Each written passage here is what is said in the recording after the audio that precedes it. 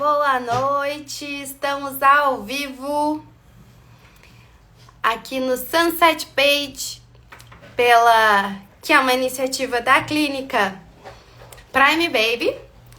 A gente está numa série aí agora apresentando os nossos colaboradores que chegaram agora e os que já faziam parte.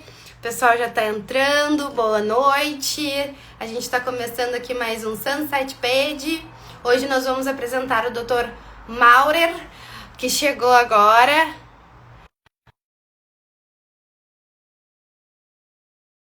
Na vibe Sunset, Sunset Page, pôr do sol, né? Hoje um pouquinho mais tarde, mas o Dr. Maurer aí entrando. Boa noite, doutor. Boa Tudo noite, bom? boa noite, tudo bem? Satisfação Tudo bem. enorme tem. Que bom, né? E tá tudo bem por aí? Hoje o dia foi muito corrido? Olha, foi corrido, tinha uma série de coisas para fazer. O dia que eu fico no centro de pesquisa é sempre um dia bastante concorrido, mas graças a Então, Deus deu tempo de fazer tudo a tempo. que bom. Então vamos começar nossa live, mais um Sunset Page. Esse é o quarto episódio que a gente está fazendo, apresentando todos os colaboradores da clínica. A gente começou com a história da Desirê, depois apresentamos a doutora Paula, semana passada a doutora Marisa, que é fonoaudióloga, e hoje estamos aqui com o doutor Maurer, então, que é neurologista. Mas acho que tu te apresenta, né, para o pessoal, que vai ser muito melhor do que eu falar aqui todo o teu currículo. Tá bem? Claro que sim. Bom, eu me chamo Maurer, Maurer Martins, sou neurologista, eu sou pediatra no Hospital da Criança Conceição, depois fiz neuropediatria na PUC. A minha formação foi um pouco diferente do habitual. Eu acabei por muito tempo atendendo adultos também na área da neurologia, por uma questão burocrática lá que envolveu minha formação. Acabei indo trabalhar no Mãe de Deus por muitos anos com neurologia vascular, sou especialista na área de AVC. E em 2015 eu fui convidado a montar a unidade de AVC da rede de hospitais do Mãe de Deus na época, tanto aqui em Porto Alegre, como nos outros hospitais que o Mãe de Deus coordenava, que eram na região litorânea, em Capão da Canoa e em Torres. E aí eu fiquei por muito tempo trabalhando lá em Capão da Canoa.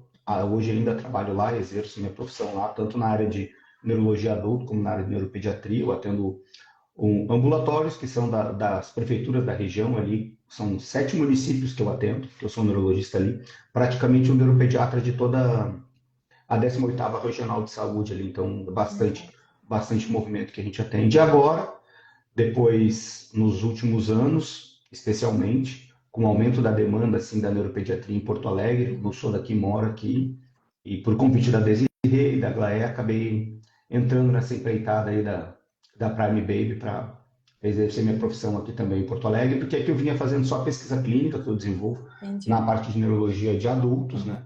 Mas agora estou nessa empreitada aí de começar a atender a criançada aqui em Porto Alegre também. Legal, Mauro.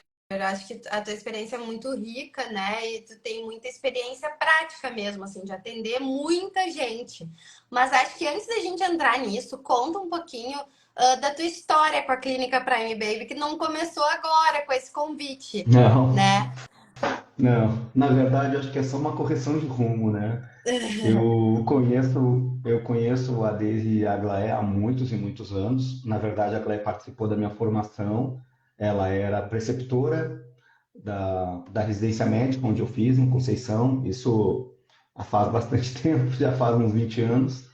Então, ela me conhece desde recém-formado. Me formei com 23 anos, então ela me conhece quando eu tinha 24, 25 anos ainda, na residência de pediatria. E aí, depois, a Desi foi um momento iluminado da minha vida, assim, que foi quando nasceu minha primeira filha. Ela, ela foi a pediatra que atendeu a minha primeira filha e nós estávamos apavorados, mesmo eu sendo pediatra, estava apavorado, né? A minha esposa também, nós bem jovens, não tinha 26, 27 anos, então ela foi uma dádiva assim, na nossa vida, muito boa pediatra, então. eu aprendi muito com ela na minha própria área, né? Eu dizia, Uhum. quando era assunto das minhas filhas, eu era só um enfermeiro, né? Então, sempre foi um sonho, assim, tá perto dela, sabe? De poder compartilhar conhecimento, de poder trabalhar junto com elas. Para mim é muito satisfatório esse momento da minha vida, assim, de poder estar voltando a trabalhar em Porto Alegre e receber o convite delas para fazer parte desse projeto novo, assim, foi bastante, sim, nossa, fica enlouquecido com muita vontade de fazer as coisas, né? Começando Sim, devagarinho, é claro, né? Mas bem, sim, muito feliz. que bom. Eu achei legal trazer isso porque tu também já te experimentou como paciente, né? Daí da doutora Desirê, então Já, é legal indicar também essa empatia, fazer essa propaganda, né? Com direitos autorais aqui, né? Licenciada pelo paciente. não, ela é fora de série, não tem explicação. Os outros que me desculpem, mas não. Eu Sim, mesmo não chego aos pés, não tem nem como sim. comparar. Do Mas ponto de vista assim, também, desculpa, não, fala. eu digo assim, tem coisas na minha formação que eu me orgulho muito, tá? Às vezes não é o quanto a gente sabe, tá? Eu aprendi uma coisa com o meu chefe, tá? O que eu digo que eu chamo de chefe, que é o Dr. Maurício Friedrich. Ele é neurologista, uma pessoa bem conceituada, muito famosa, tal. Ele que me colocou assim, foi meu preceptor na residência, ele me colocou na neurologia vascular para cuidar do AVC, trabalhei com ele, me ensinou basicamente quase tudo que eu sei de neurologia, eu aprendi graças a ele. Tá? Eu, graças a Deus, tive sorte de encontrar muitas pessoas importantes assim, que eram muito boas comigo na minha vida.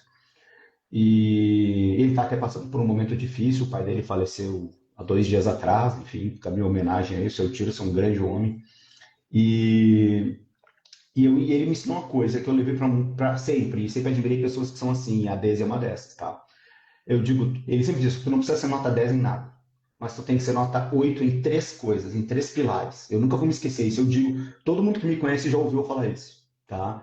O médico, ele tem que ser nota 8 na questão técnica, ele não pode ser ruim tecnicamente, ele não precisa ser o melhor tecnicamente, mas ele tem que ser muito bom, ele tem que ser um nota 8, tá? Porque senão ele é um picareta, né? Ele fala, te sabe, mas na verdade ele não sabe. Então ele tem que estudar. A outra coisa é que ele tem que ser 8 como ser humano, ele não pode ser nota 10 tecnicamente, ser um cavalo, não adianta. E também ele tem que ser um cara nota 8 na sua capacidade de estar presente quando as pessoas precisam. Né? Senão ele é um fantasma, não adianta o cara ser um excelente ser humano, ser excelente tecnicamente, só que nunca atende, nunca tá, nunca responde, Nunca sabe? pode. Nunca tem horário. Então, ele Uhum. sempre me ensinou, seja 8 nessas três coisas. Esse é meu mantra, assim, profissional. Eu sempre tento ser nota, pelo menos nota 8 em todas essas coisas. Quem dera pudesse ser nota 10 em todas, mas eu acho que fica bem complicado. Mas a gente se esforça para chegar lá, né? Então, e a Daisy é uma pessoa assim, tá? Para mim, ela é nota 10 em tudo, tá? Mas ela, obviamente, que não vai admitir, mas. Então, Ela não é admite, mais ou né? menos por aí essas pessoas que eu sempre me espelhei, assim, como profissionais. Mas é legal tu falar isso, né? Até para por já ter experimentado também como paciente, passa, eu acho, né? Na minha visão, passa muita confiança também para os nossos pacientes e o pessoal que está chegando aqui através das lives, né? E saber que uma pessoa nota 10 vai escolher outras pessoas, talvez não nota 10, né? Porque, mas é isso, que, Sim, que tenham o mesmo perfil, é isso que eu quero dizer, exatamente. né? De É. estudo, de batalhar, e acho que é uma coisa que a gente marca aqui nas nossas lives, né? E vamos marcar no nosso Instagram e tudo que a gente for produzir de pautar as nossas práticas na empatia, no cuidado com a família, mas também nas evidências científicas, né? É Então, isso aí. na parte técnica também. Então, acho que É, é eu um fio condutor nunca. de todas as É isso aí. especialidades que tem na clínica, né? Fora uma pequena pausa durante a pandemia, eu nunca deixei de fazer pesquisa clínica, né? As pessoas falam, mas o que que tu faz em Porto Alegre? Porque tu não atende mais no hospital, enfim. Eu sou diretor de um centro de pesquisa que hoje em dia ele começou pela PUC, junto com o meu chefe, o Dr. Maurício. Hoje em dia eu e o Dr. Alexandre Guerreiro, que somos os médicos que basicamente lideramos essa questão da pesquisa, e a gente trabalha muito forte em pesquisa clínica. Eu já fiz pesquisa em ratinho, pesquisa subclínica, pré-clínica, mas nunca foi muito a minha área. Eu gosto é das pessoas mesmo.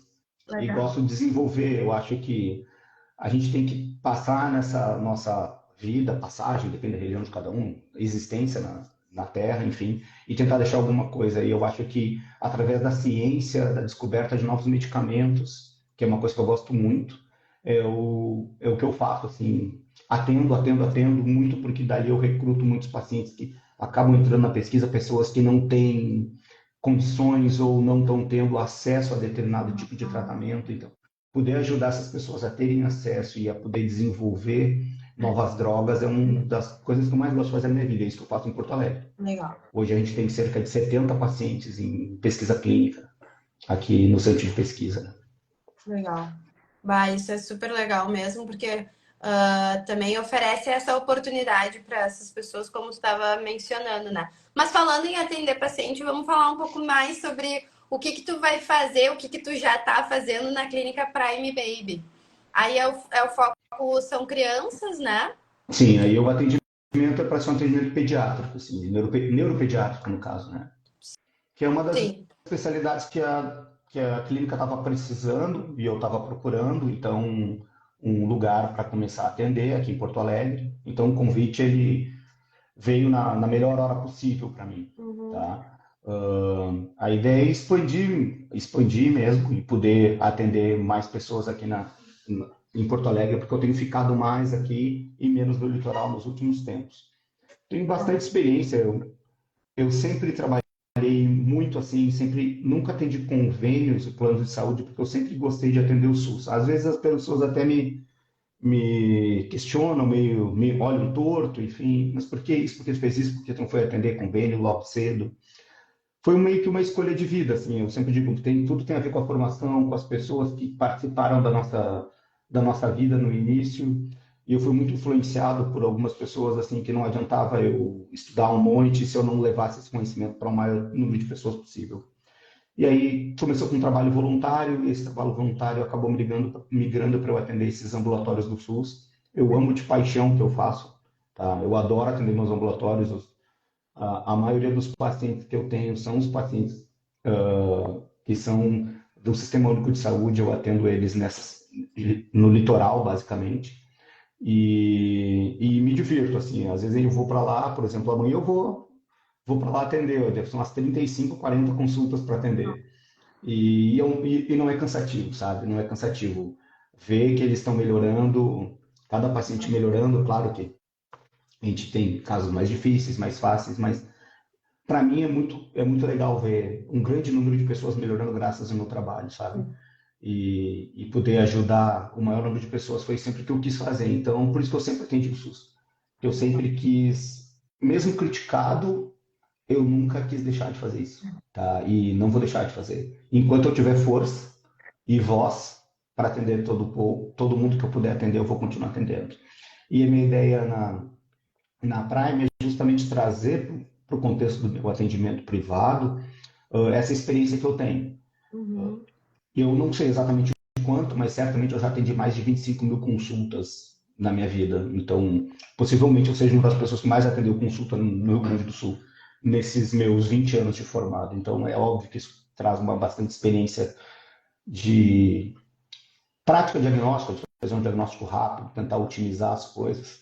Eu sou um cara que tenta otimizar muito recurso, não sou aquele cara que sai pedindo tudo quanto é exame, tudo quanto é coisa.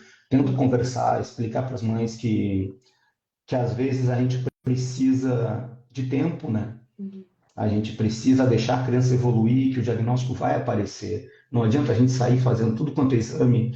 Às vezes, por exemplo, eu vejo, claro, cada um faz o seu jeito, tá? Não está errado nem está certo.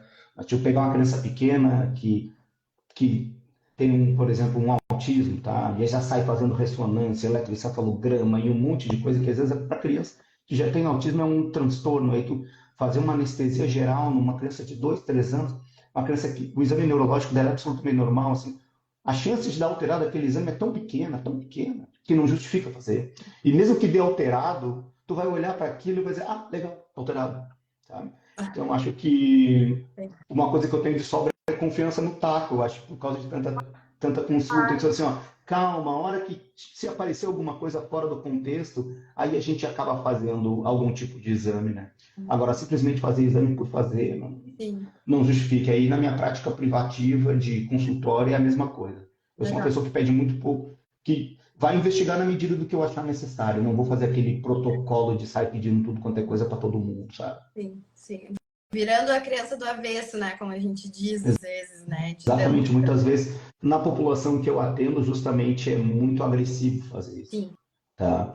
Hoje em dia, eu acredito que, mesmo os ambulatórios, tem dias que de 25 consultas, 15 que são crianças autistas. Então, Ah, e, então é sair fazendo tudo para todo mundo, além de ser muito oneroso, para as próprias crianças é muito desgastante, né? Então, eu tento ser bastante criterioso nessa questão de solicitar exames e aprendi um pouco disso com a Daisy também, era uma pessoa que não sai correndo desesperada sim. a fazer tudo, a pedir, dar antibiótico para todo mundo, então eu sou um cara que tenta ir bem conscientemente, assim, bem consciente e ir pela clínica mesmo, sabe? Não sair entorpecendo de fazer exames, né? Ou testando medicamentos, enfim.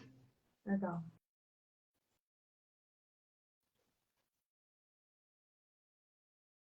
Eu acho que tu parou aí. Eu vou. Ah, tranquilo. É uma chamada. Desculpa, mas o que eu estava comentando aqui nos comentários, a gente vê que o que tu está expressando aqui realmente é verdade. Muitos elogios para ti, né? O último que tá aqui é realmente atende com um sorriso no rosto. E eu acho que isso é muito legal, né? Quando a gente recebe os pacientes, os clientes, como se a gente estivesse recebendo na nossa própria casa, né? Querendo oferecer todo o conforto. Sim. Porque principalmente, né, com o diagnóstico de algum transtorno mental, não é fácil para a família, às vezes, até entender, né, o que está acontecendo ali. É, Mas eu queria te perguntar, pode. assim, para tu colocar primeiro, assim, digamos, algumas pessoas talvez ainda não saibam em que momento procurar a neurologista. Né? Acho que tu podia falar um pouquinho sobre isso, assim, a que horas, Maura, que os pais, tipo, não, realmente vou ter que procurar um neuro. Sim. Tu sabe que são três pessoas, basicamente, são três personagens que encaminham para o neurologista. Muito é o pediatra, a professora da escola e a mãe, né? Eu brinco eu brinco, coitados dos pais, né? Os pais não Oi. têm para quase nada, né? Os pais trabalham, Sim, botam em casa e tá mais que bom, né? Não atrapalhando, já faz sucesso. sim. Mas, assim, normalmente, na neuropediatria, o pediatra nota que a criança tem algum tipo de dificuldade neurológica, porque está com algum, geralmente por um atraso, a criança não está atingindo aqueles marcos óbvios. Tá. Claro, o pediatra não tem obrigação de fazer um teste de Denver ou de fazer uma escala de neurodesenvolvimento em toda vez que vai atender uma criança. Mas ele vai notando que a criança ainda não senta, que a criança ainda não caminha, que ela ainda não fala, enfim, em algum momento aquilo acaba que meio que fica fora do controle e acaba sendo uma preocupação. Então, o pediatra é o principal encaminhador, assim, tem que prestar muita atenção nessas coisas. A professora, quando entra na escola, até porque vai ter o atraso da questão da atenção na escola, aí depende muito da patologia, né? Uhum. As questões, por exemplo, o autismo, geralmente é o pediatra, é a própria mãe que vão notar que a questão do comportamento inadequado, quando tem um tipo de transtorno de déficit de atenção, por um acaso, isso vai acabar despertando um pouco mais adiante na escola, mas geralmente são esses três personagens assim que mais prestam atenção e encaminham. Mas o que a gente fala é que não custa, sabe, avaliar as coisas. Não tem o custo de avaliar, de conversar e ver se aquilo realmente é um problema é o de menos. A gente sempre procura acompanhar quase que todas as vezes que nasce um prematuro, eles têm muito frequentemente hemorragias intraventriculares, que a gente chama. A grande maioria das vezes, graças a Deus, super benignas. A gente sempre acompanha um recém-nascido prematuro. Então, um recém-nascido prematuro ele deveria ser acompanhado pelo neurologista pelo menos até o primeiro ano de vida. Tá? Muito simples, geralmente, graças a Deus, só para tu acompanhar, enfim. Uhum. Outras coisas que vão chamar atenção é essas, os comportamentos alterados. Né? A criança que, por volta de seu 1 ano e meio, 2 anos, ainda não tem uma conexão com o ambiente, né? Que é os autistas, né? Eles têm uma dificuldade de comunicação com as seus, especialmente dentro de casa, né? São muito agitados ou muito agressivos. Crianças que vão para a escola, que têm dificuldade do rendimento escolar, não estão tirando notas boas, devem ser avaliados. Muitas vezes o problema não é da área da saúde, é do problema da área da educação, a gente não tem muito como intervir, mas muitas vezes fazer essa diferença, né, entre eu digo que é o problema da Secretaria da Saúde e o problema da Secretaria da Educação, para onde que tu vai encaminhar essas coisas, muitas vezes ajuda a que o sistema flua. E eu acho que é por aí, mais ou menos. Sim. Nossa, eu fiquei pensando aqui várias coisas, né? E o autismo hoje, acho que até tu comentou que a maioria dos teus atendimentos tem sido com, enfim, não sei se eu digo com esse diagnóstico ou com essa demanda dos pais. Eu queria que tu talvez comentasse assim brevemente, porque também às vezes eu já vejo assim uma criança que apareceu para mim assim, super bem, um ano e pouquinho, a mãe já tava, meu Deus, mas não tá falando, será que é autista? Já fica, talvez às vezes um excesso de preocupação, né? Não sei como que tu vê essas situações, né? A questão do autismo ela é uma questão muito em voga hoje, especialmente pós-pandemia, tem se tratado muito desse assunto. Tem exagero sim, tá? Tem exagero sim. Existe uma está se hiperdiagnosticando crianças com autismo, sim. Mas também é uma mudança de como a gente vê. Tem muita gente que sempre foi autista e que a gente nunca prestou atenção que eles pudessem ser autistas, inclusive adultos, tá? Às vezes eu mesmo estou atendendo 30 e poucos anos, 40 e poucos anos, e tu vê que essa pessoa era autista, sempre foi, só era leve, nunca ninguém deu muita atenção. É claro que nesses casos tu tem que entender, e aí que vem os hiperdiagnósticos, as pessoas acham que se tornaram autistas aos 20 e poucos anos. Não, não existe isso. Ou tu nasceu assim, ou é outro diagnóstico, Sim. tá? Não tem. O autismo é uma doença do neurodesenvolvimento. Tu nasce com ela e vai te desenvolvendo de uma forma típica ao longo da tua vida. Se isso é leve, ficou mascarado, ficou diagnosticado como outra coisa por um tempo, isso pode acontecer. Provavelmente, eu certamente já achei que era autismo e não era, e vice-versa, tá? Mas hoje a gente tem um olhar um pouco diferente, mais abrangente, tá? A gente tem considerado as coisas mais como autismo, até para poder dar um encaminhamento, especialmente no sistema público de saúde, onde tem as verbas são alocadas de acordo com cada patologia. Se tu não tem o CID aquele, tu não recebe o tratamento adequado. Então, existem todos esses motivos para a gente hiperdiagnosticar.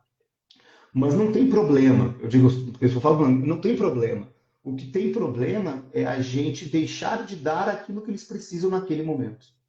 E às vezes o conforto para a mãe e para um pai, muitas vezes não é ter um diagnóstico de certeza, porque eu também não tenho certeza.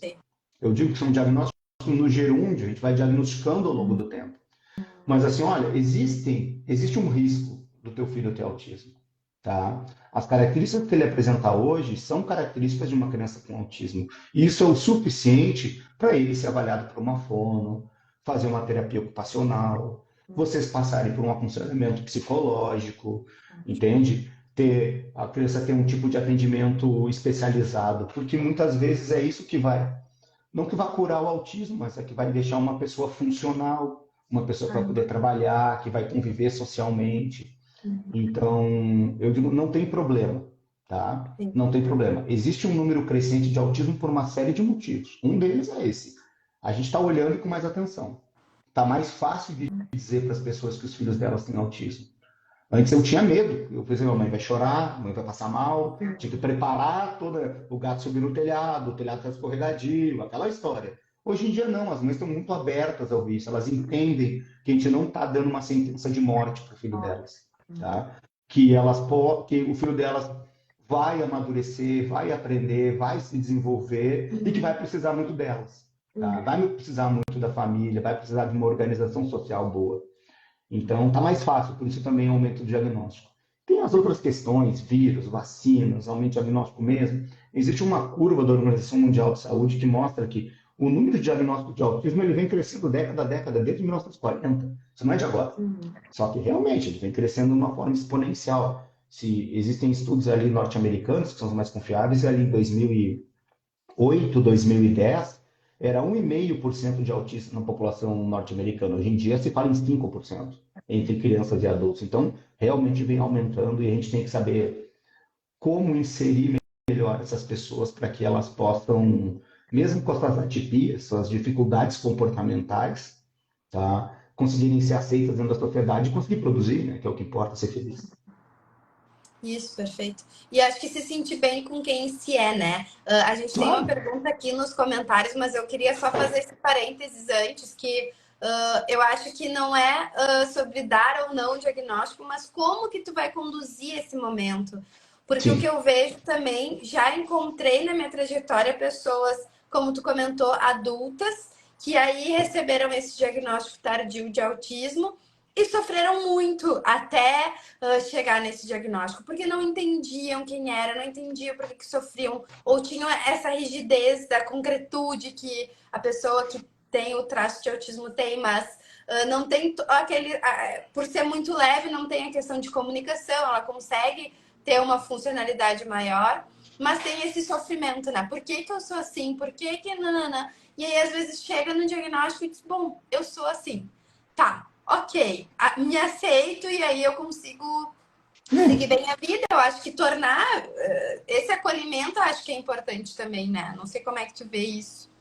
claro, assim, o primeiro passo para a cura é aceitar que está doente, né? A gente aprende isso lá desde novinho na faculdade. Sim, Então, mesmo nas coisas comportamentais e do desenvolvimento que não vão ter cura, a gente se entender é o primeiro passo para a gente conseguir poder melhorar esses comportamentos, né? Entender que, eu digo, não é. Os pais perguntam, doutor, quando é que eu tenho que forçar meu filho a fazer alguma coisa? Eu falo, sempre que ele estiver bem. Se ele está bem estruturado, ele está tranquilo, ele está bem, força, sim. entendeu? Não é normal só ficar dentro de casa. Ele tem que interagir com a sociedade, né? O bem-estar físico, mental e social, a saúde. E ela, a Uhum. saúde ela é uma coisa positiva, não é só não estar doente. Não basta não estar doente. Tu tem que estar fazendo as coisas para se sentir saudável. Então, eu digo, pode forçar. Ah, mas se ele ficar estressado, agitado, tudo bem. Aí a gente puxa e vai de novo, e assim vai. E vai indo. Na vida é assim. Ou a gente se vitimiza, ou a gente luta. E o caminho para felicidade, e o caminho mais fácil para ser feliz é lutar. Até porque, como a gente já sabe, na verdade a felicidade é o processo da luta, né? É A gente é claro, feliz no dia a dia, não vai ser, é um processo. ó, não vai ser um minuto antes de morrer que você que eu só agora eu sou feliz, posso morrer. Não, tem que procurar ser feliz todos os dias. É. Exato. Não, eu acho que sim, super importante tudo isso e até a gente estar falando sobre isso, porque independente da pessoa ser típica ou não, né? Porque tem aquela curva de Gauss, então ninguém é igual a Não, ninguém, né? 100% nunca. Nunca, nunca vai ser igual, mas às vezes eu vejo que também as mães ou os pais, né, os cuidadores têm vergonha, assim, ah, mas e se eu sair na rua e ele tiver uma crise? Né? Ah, mas e se ficar muito agitado, tiver aquele comportamento de birra? Tarará, que... Bom, se tiver, teve, né? Ah, mas as pessoas ficam julgando tão. Então, assim, é bom a gente estar falando para que as pessoas também parem de julgar, né? Ai, olha Claro. lá, fazendo birra. Ah, mas é que essa mãe deve ser assim, deve ser essa. Não, a Não, gente nunca pode julgar a ainda vida existe muito alheia, né? preconceito. Ainda existe É, muito preconceito. Eu oriento as mães dos meus pacientes, já põe o cordãozinho e manda todo mundo que incomodar longe. Pode manda xingar, tá logo. liberado. Eu falo assim, ó, Exatamente. mãe de autista tem uma, mãe atípica tem umas benesses, tá? Uma é poder xingar todo mundo na rua, tá? Falou mal do filho dela, pode xingar. Tá dizendo que ela não tá cuidando direito, ó, cuida tu então para tu ver como é que é. Não é fácil, sabe? Eu costumo dizer, a mãe que tem um filho tem um, né? Aqui tem dois, tem três, porque tem um filho, o outro filho tem o conflito dos dois, né? Sim, Quando ela tem três a filhos, tem relação. mais conflito ainda, é como se equivale a cinco. Então, a mãe, coitada, é exponencial o trabalho que ela vai tendo ao longo do tempo. E se tu tem um filho com dificuldades, que tu tem que estar mais presente na vida dele, interferindo mais no dia dele, é muito complicado. E quando tu é julgada tentando fazer o bem, tentando educar teu filho, aí eu digo que elas têm direito a reclamar, sim, a xingar. Eu falei, desde que identifique, né? Também ninguém tem obrigação de olhar uma criança atirando, que se atirou no chão e achar que não é a mãe que tá dando um supapo na orelha do filho e também apontar o dedo para ela como se ela fosse a culpada. Mas eu Sim. entendo. Para isso que tem essas identificações hoje, graças a Deus, que facilita um pouco, né? Embora, obviamente, ainda exista muito preconceito. Entre nós adultos, né? Entre as crianças, Exato. especialmente menores, o preconceito é bem menor. Bem Eles menor. aceitam, incluem muito mais facilmente. E isso é ótimo, né? Eu vejo até na escola, assim, quanto mais a gente convive com, mais a gente normaliza formas diferentes de existir no mundo, né? Jeitos diferentes de ser. Mas eu vou puxar aqui a pergunta da Sabri ou Sabri, não sei como é que fala aqui. A partir de que idade pode fazer o diagnóstico?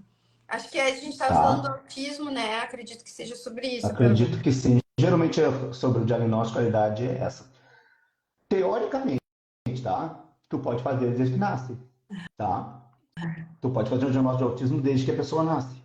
Só que tu tem que ser muito corajoso para dizer isso.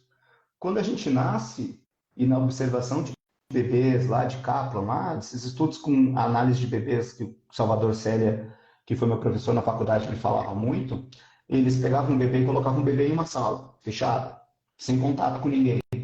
Se tu deixar um bebê só com alimento e água, sem contato nenhum, ele se tornará autista, se imaginava na época. Na verdade, a hipoestimulação vai fazer com que a criança tenha dificuldades comportamentais e sociais. Então, tu pode diagnosticar autismo a partir de qualquer idade. Mas, assim, em termos práticos, é praticamente impossível um neurologista ou terapeutas que vão ajudar nessas escalas e fazer uma avaliação mais, digamos assim, objetiva do comportamento da criança, definir alguém com autismo com menos de 1 ano e meio de idade. Uhum. A idade geralmente que tu consegue fazer um diagnóstico mais certeza é entre 2 e 3 anos de idade, mais ou menos. Ah, perfeito. E Na aqui prática, tem. entre 2 e 3 anos, mas Aham. autismo tu poderia diagnosticar desde sempre. Sim. E tem também os diagnósticos tardios que a gente estava falando, né? Mas acho que a pergunta era realmente sobre que quando dar um diagnóstico seguro, né? Então, a partir dos 2, 3 anos a gente já pode. Isso. Tem uma outra pergunta aqui da Joana, que é, doutor, por que nenhum neuropediatra em Porto Alegre atende mais pelo plano de saúde? Boa pergunta. Eu acho que é uma questão de mercado, tá? É uma questão de mercado mesmo. Não vejo outra justificativa. Eu nunca atendi convênios, tá? Então não sou credenciado em nenhum, então não tenho tempo hoje para atender por planos de saúde. Então estou vindo muito assim, mas como eu disse, eu passo metade do meu tempo atendendo ambulatório do SUS. Eu sempre digo que meus pacientes em Capão da Canoa, eu tenho pacientes lá que são meus pacientes que às vezes são duas coisas, às vezes são particular. Eles dizem, doutor, eu vim particular, mas depois eu vou pelo ambulatório. Eu falo, não tem problema algum, tá? Eu vou atender todos os pacientes da mesma forma. Vai ser o mesmo médico que vai atender da mesma forma. É claro que quando eu atendo em particular eu tenho um pouco mais de tempo, tá? Mas até meus pacientes já entendem a questão do tempo. Muitos, ó, estou super bem só, porque acaba que tu acaba ganhando, demorando mais com quem precisa e demorando menos tempo com quem não precisa. E os pacientes, pelo menos os meus pacientes, eles entendem e me ajudam no andamento do ambulatório. É muito Que engraçado. bom. Eles se organizam entre eles muitas. Ó, doutor, aqui ele está um pouquinho pior, passa ele, não sei o que. E eu, tá tudo bem com vocês? Tudo bem, então, vamos lá. E assim a gente vai indo. Sim, Vira uma legal. grande congregação mesmo. Mas eu acho que, como para falar para a Joana, né, que perguntou, eu acho que é uma questão de mercado mesmo. Tá? Quando eu me formei 20 anos atrás e falei que ia fazer neuropediatria, os caras olhavam para mim e riam. Falavam assim, ó, vai atender o quê? Síndrome de Dravet, né? Criança com retardo, paralisia cerebral, vai fazer excelentes diagnósticos de erros inatos do metabolismo. Aí a criança tem uma doença do metabolismo dos lipídios. Parabéns, fez um estudo genético, levou 6 meses para vir um resultado. Aí tu vai olhar para a mãe e vai dizer assim, oh, infelizmente não tem fazer com o seu filho. Era isso que a gente aprendia com o neuropediatra, que a nossa vida é assim. Sim. Então, poucos neuropediatras se formaram, e eram 2 neuropediatras se formando no Rio Grande do Sul a cada 2 anos, então é um por ano. Como não existem muitas vagas de residência em neuropediatria, hoje mudou, mas na minha época, por exemplo, tinha um no PUC e um no hospital de clínicas. A Uhum. cada 2 anos, quando saía alguém na residência, entrava outro. Muitas vezes tu te formava, tinha que esperar 1 ano para fazer a prova de residência para neuropediatria. E tu tinha que fazer 2 especialidades, né? Você ser neuropediatra para depois fazer a prova para neuropediatria. E era muito concorrido, muitas vezes, a gente de todos os estados para fazer essa prova. Então, o Rio Grande do Sul formou muito pouco neuropediatra. E, por exemplo, eu praticamente conheço todos os neuropediatras que atendo aqui em Porto Alegre. Então, Sim. eu acho que é uma questão de mercado. E como houve um boom muito grande de procura, essas pessoas visualizaram que não teriam por que eles atender pelo plano se eles cobrariam, sei lá, 5, 10 vezes mais o valor da consulta. E estariam da mesma forma com o consultório. Eu acho que é uma questão de mercado. Sim, e aquilo que tu falou também, de daqui a pouco no particular conseguir ter realmente tempo com o paciente, não ser aquela correria, né, digamos assim, né? Temos Claro, a orçamento. neuropediatria deixou de ser uma especialidade pouco valorizada para uma das mais valorizadas. Eu acho que tem a ver com isso Pouco também, né? tempo, né? Exatamente. Sim. Pós-pandemia, especialmente. Uhum. Outra pergunta aqui do Dani, Dani Rodrigues. Quais os benefícios do tratamento do canabidiol para as crianças? A Tá, gente até tá combinou, demorando para saber. a gente combinou, não vamos entrar nessa, mas Não tem bora, como eu acho. escapar. Tu sabe que, bom, dá para fazer outra live só sobre isso, se o pessoal tiver interesse mais adiante, tá? Tem muito preconceito ainda em relação à planta chamada cannabis, tá? Tem a cannabis sativa, a cannabis indica, a cannabis ruderalis. Essas plantas estão na medicina há mais de 5.000 anos, tá? Elas sofreram, eu digo, em 1937, um colegiado de cientistas, médicos, juristas e políticos se juntou e decidiu que a partir de 1977 no Brasil a cannabis era considerada ilegal, o tabaco e o álcool eram legalizados no Brasil. Durante essa live, quantas pessoas morreram por tabaco e álcool? Algumas.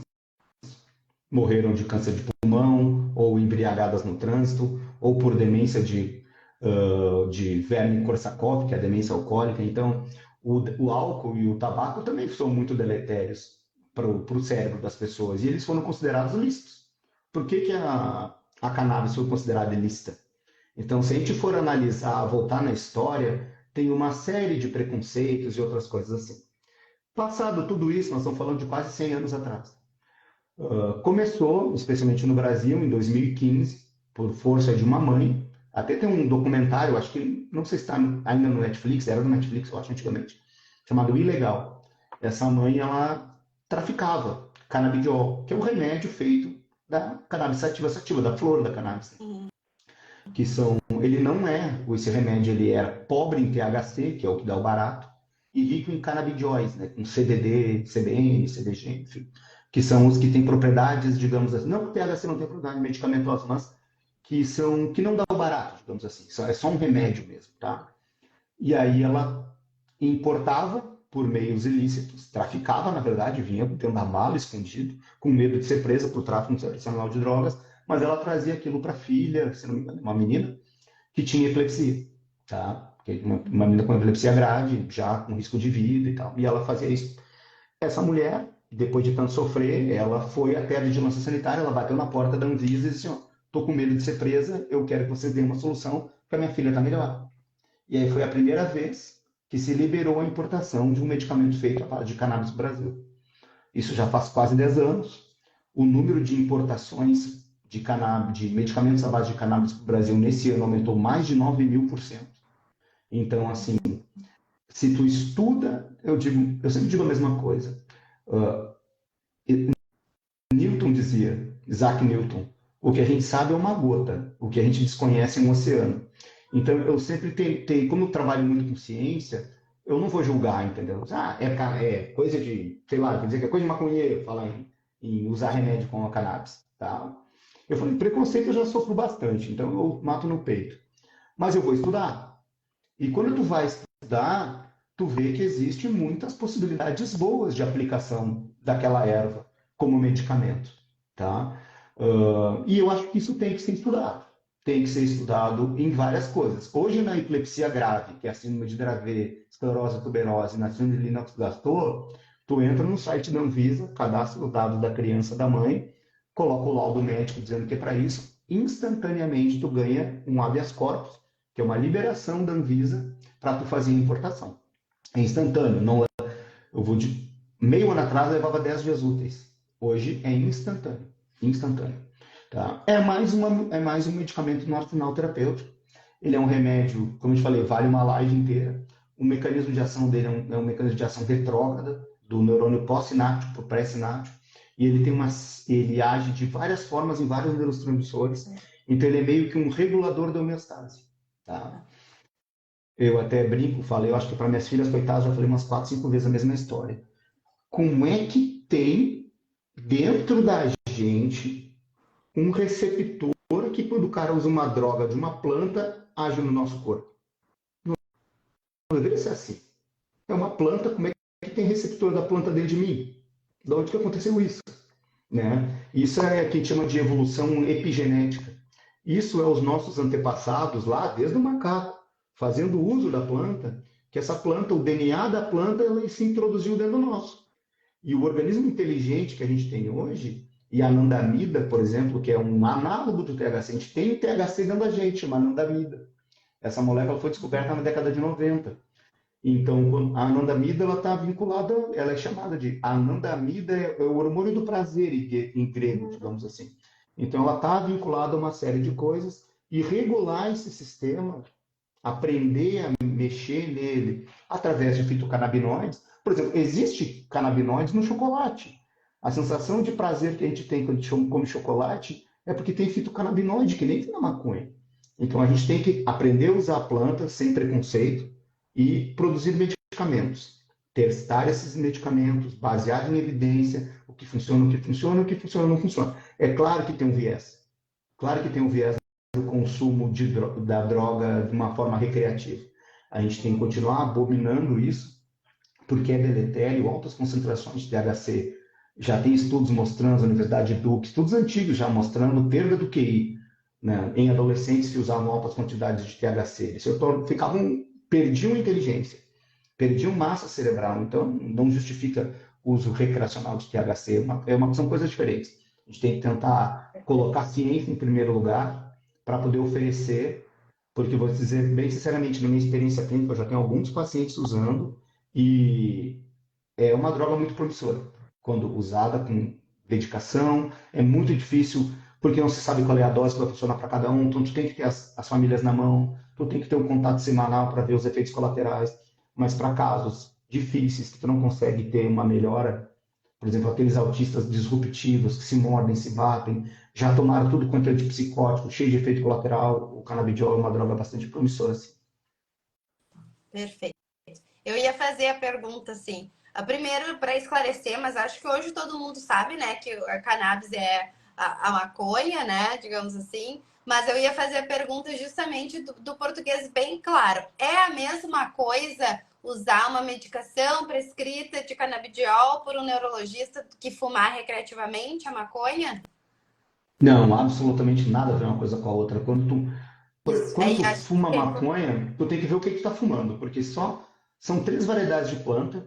E a maconha, para as pessoas entenderem, ela é igual ao vinho. Tu pega uma semente da maconha, planta hoje aqui, no terreno aqui da minha casa.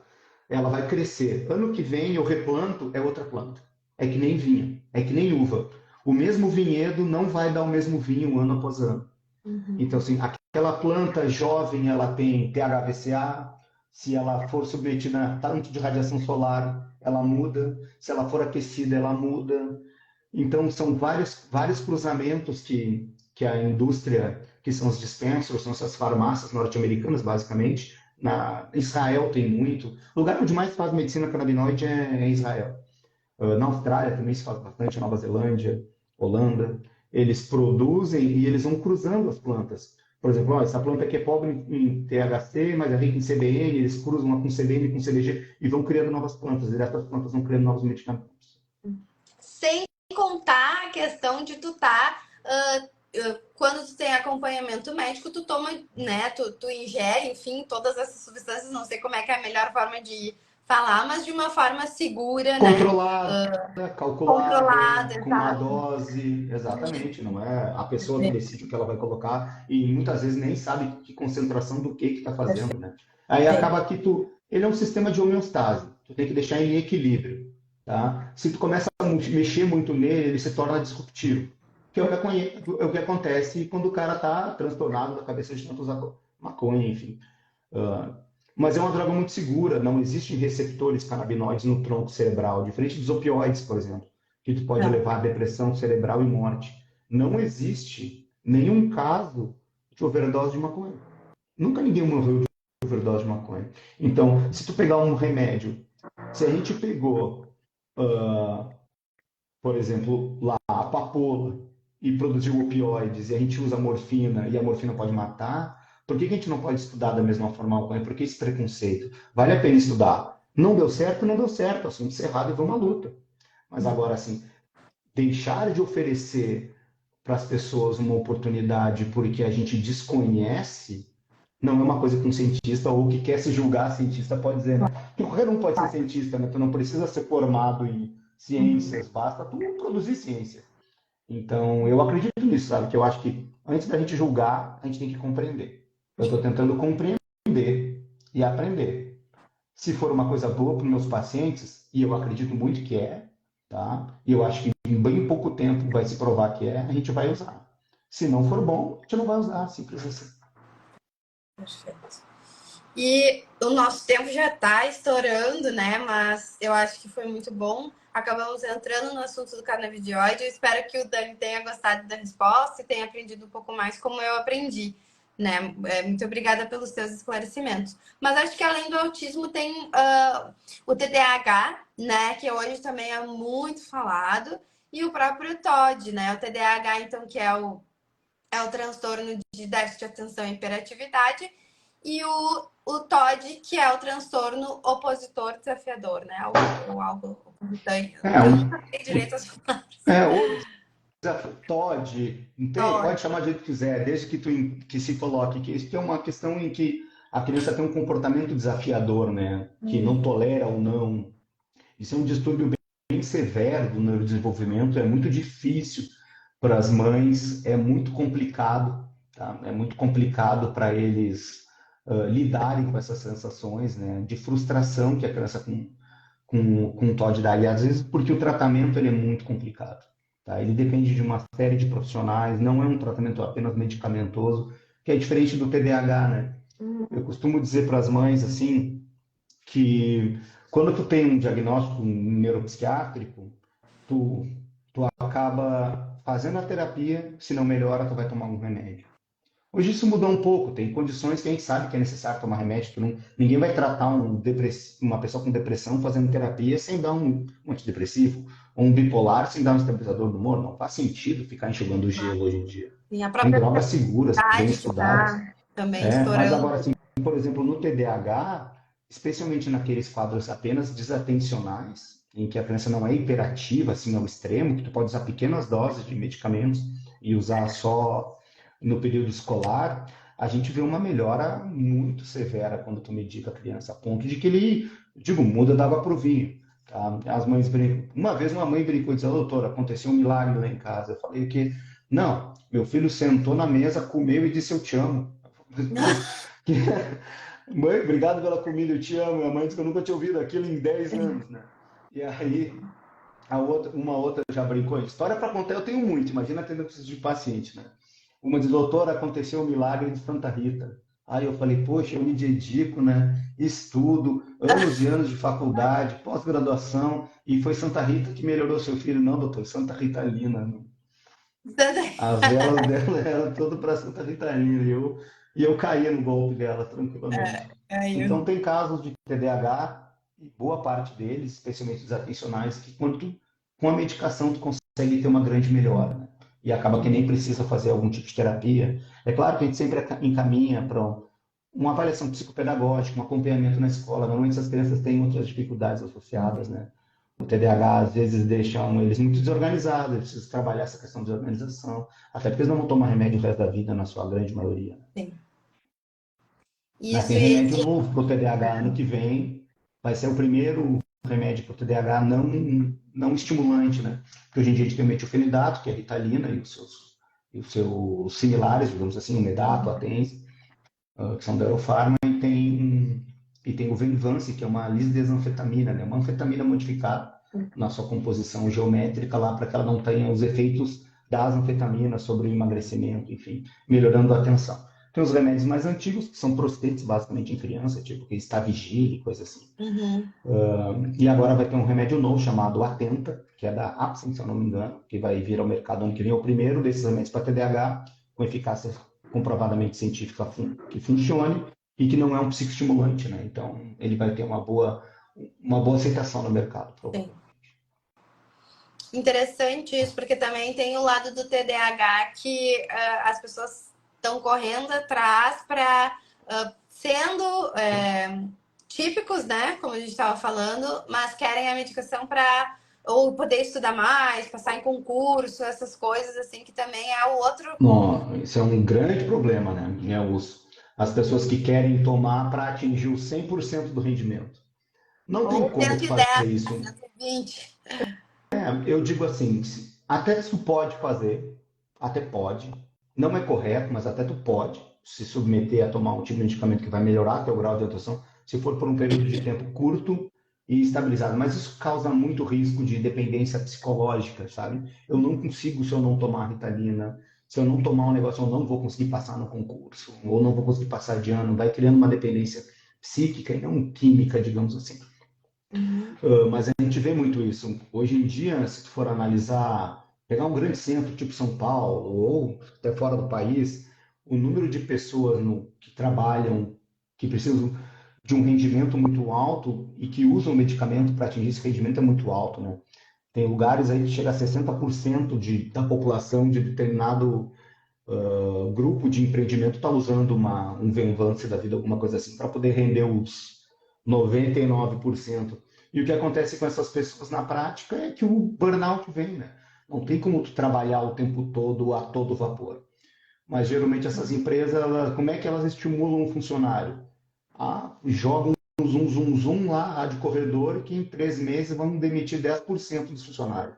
Os caras procuram um neurologista para tomar remédio, enfim, para poder render mais, para poder garantir seu emprego. E acaba que o burnout vem. Então, graças a Deus, nas crianças a gente consegue segurar isso, mas na neurologia de adulto, com certeza, a gente sabe que até clandestinamente se compra essas medicações. Enfim, é bem complicado. Complicado. Hoje a gente falou de vários assuntos complicados aqui, né? E só para a gente não excluir o Todd, né? Que é o opositor, que eu acho que tem muito do contexto também, né? O Todd, em geral, o que eu vejo é o trabalho. Acho que todos, autismo, TDAH também, mas o Todd a gente precisa trabalhar muito em parceria, digamos assim, né? O Sim, neuro e a psicóloga, né? Que eu sou psicóloga, para quem não sabe, quem não me conhece ainda. Então, acho que aí a gente é. tem uma parceria fechada sempre, né? Não sei qual a tua opinião.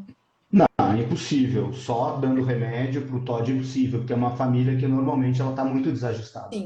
Né? Ela é uma família que quando ela chega para o neurologista, ela já tentou de tudo e não consegue. A criança é um problema.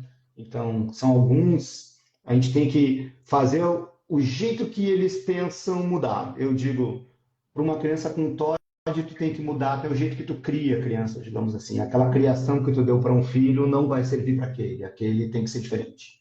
Aquele tem que ser tudo diferente. As regras têm que ser diferentes, o cumprimento das regras tem que ser diferente, o quanto tu passa a mão é diferente e é muito individualizado. Por isso que um médico ele não dá conta. Por mais que o médico tenha tempo, vá atender, ele não é treinado. O médico, o neurologista, ele não é treinado para ficar ouvindo a mãe, ouvindo a criança. Então, nesses casos, é necessário um psicólogo, é necessário um terapeuta para que a gente entenda o processo, tá? E busque desde as questões familiares, enfim. Mas é uma condição bem difícil que quando a gente vê melhorar, geralmente não é pelo remédio que melhorou, e sim pelo amadurecimento da criança, do amadurecimento da família. E isso certamente o psicólogo tem um papel muito mais importante que o neurologista. Que legal tu falar isso, porque dá um calorzinho no coração também a gente ser reconhecido, eu acho, né? Porque às vezes é muito fácil um tentar tomar o papel do outro, né? Independente da área assim, que se atue. E é legal, e eu acho que a clínica Prime Baby tá aí também para isso, né? Para colocar a gente a Claro, trabalhar e uma abordagem favorecer as multidisciplinar é famílias, mais né? Não é nem importante. só o paciente. Tu imaginar que tu vai atender uma criança com distúrbio comportamental sozinho é uma falácia, não vai acontecer, é impossível. Precisa de uma abordagem multidisciplinar sempre. Normalmente essas crianças vão ter dificuldade de comunicação, vai precisar da fono, vai precisar da psico, vai precisar.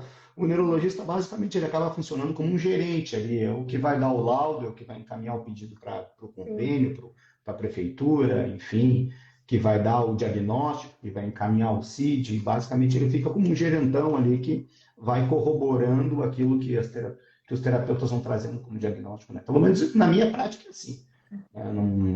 Eu não faço diagnóstico desses distúrbios comportamentais sem antes ouvir a opinião de outras pessoas, né?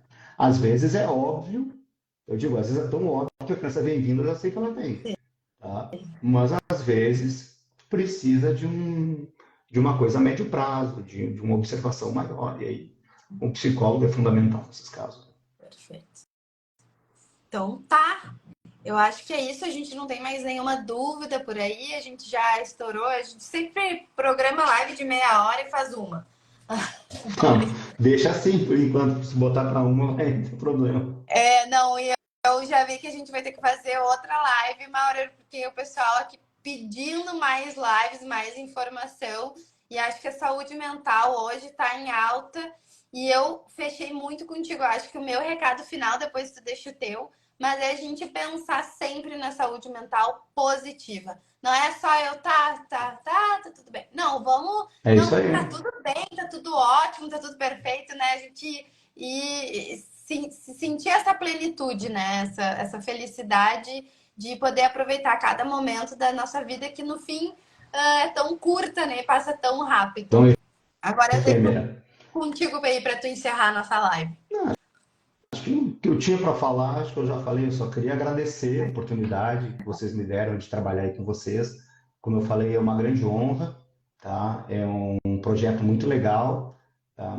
Eu também tenho, começando no mundo das lives, né? Então, eu sempre fui um médico, neurologista, a única coisa que eu faço é me comunicar, né? Então, acredito que a gente sempre tem alguma coisa para passar para as pessoas. Eu acho que a comunicação médica ela tem que ter bastante cuidado. Tem muita gente se comunicando com os pacientes de uma forma inadequada. Agora, dia 13/9, o Conselho Federal de Medicina aprovou uma nova regulamentação da publicidade médica, porque até em pouco tempo não existia, né? Eu sempre digo, às vezes a minha esposa me mostra um antes e um depois, né? Aí o antes a pessoa não tem luz, está com a cara ali derrotada, e o pós ela está maquiada, com o cabelo feito, com uma roupa nova, toda orgulhosa do pós, né? E na vida Então, real deu esse, 30 segundos entre as fotos, né? até isso o Conselho Federal de Medicina agora vai taxar, vai te fazer um pós e um pré e um pós vai ter que ser no mesmo lugar, com a mesma roupa, com o mesmo cabelo, com a mesma luz. Não vai poder ter diferença, vai ficar. Então, assim, é legal poder falar com as pessoas assim através de rede social. Para mim é uma novidade, tá? Muito por uma questão de tempo, uma questão de medo também.